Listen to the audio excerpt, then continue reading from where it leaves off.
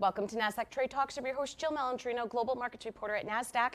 Joining me at the market site in Times Square, we have Kyle Ben. He's the Vice President of Mid-Market Demand Facilitation over at SpotX. We're going to take a look at political ad spend trends. Welcome to market site, Kyle. And political ad spend, I can only imagine how aggressive this environment is. In 2016, presidential election cost candidates $6.5 billion.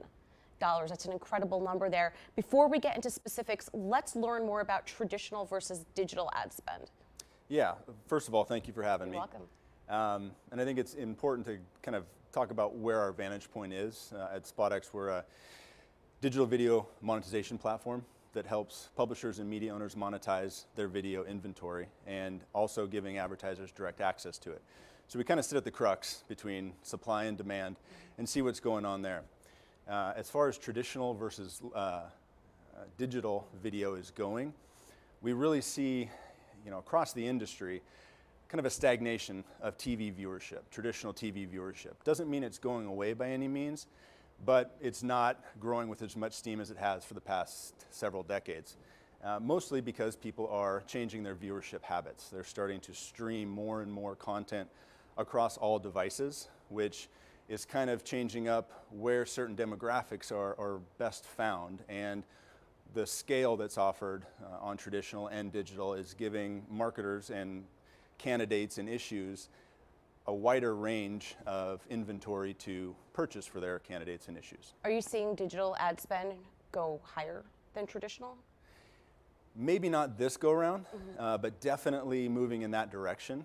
We're definitely seeing the digital spend pick up sooner in the cycle than we have in past cycles.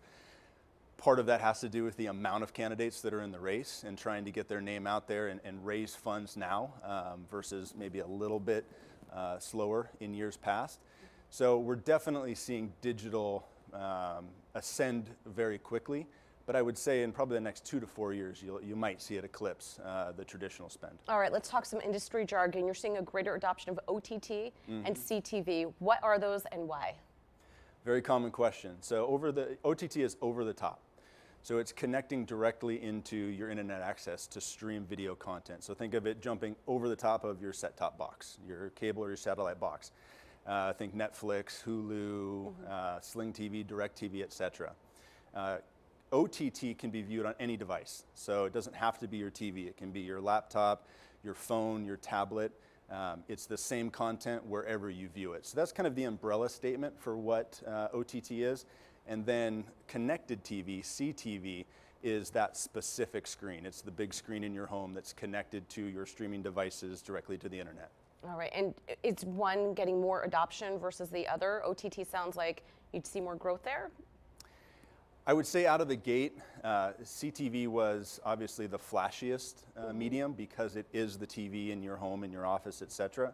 When people really started to understand that it's the same content no matter where you consume it, OTT has had a little bit more of an adoption. People say, I want this show, this network, that network.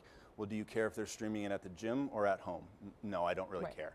So we're seeing OTT grow a little bit faster because it also offers more scale. All right, let's talk about money here. Again, 2016, $6.5 billion spent. Do you think it's going to increase for 2020? I mean, just based on what we're seeing now, it looks like it's pretty aggressive. Yeah, I would say with the trajectory we see already, yes. The highest estimates we've seen is upwards of $10 billion for this go-around, with specifically to OTT and CTV almost doubling from the last cycle as well. So it's definitely going up quick. All right, thank you so much for joining us at MarketSite. And thank you for joining me on Trade Talks. I'm Jill Malandrino, Global Markets Reporter at Nasdaq.